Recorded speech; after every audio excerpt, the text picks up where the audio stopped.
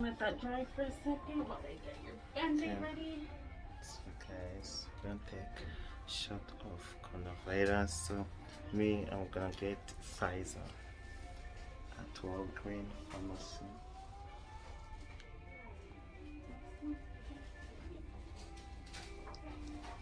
I finished cleaning this.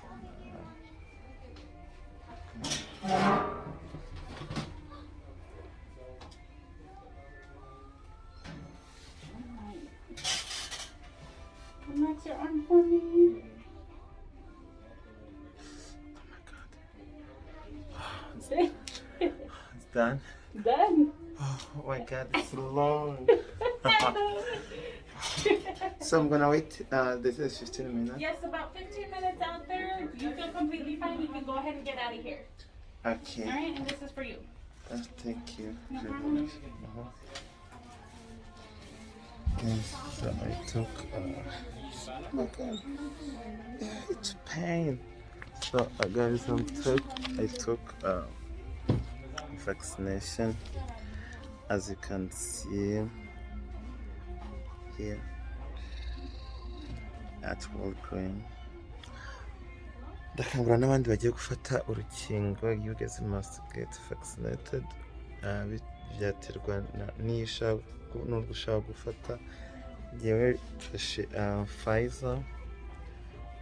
So n'abandi rero sinzi ubwo muzamfata imbarorohe bitewe n'iziri availability mu gihugu mutuye.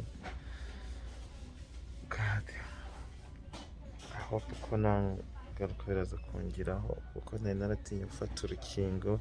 Mu bantu batashaka gufata vaccination, but finally ndarufashe. So ndakangurira n'abandi rero gufata vaccination cause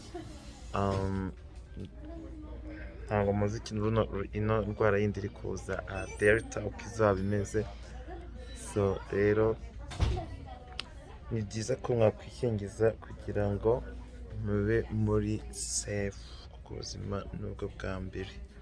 Life is good, life is too short, so we have to be prepared for this, you know.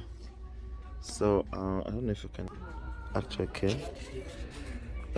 You can see vaccine code yanjye ko ari iya COVID-19.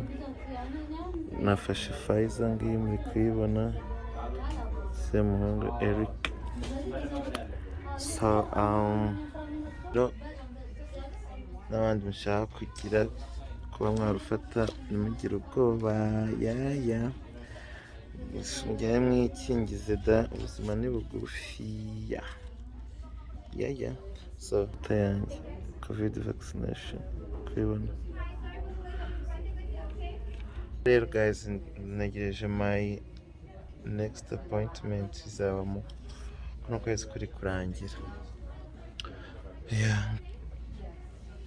Bye guys.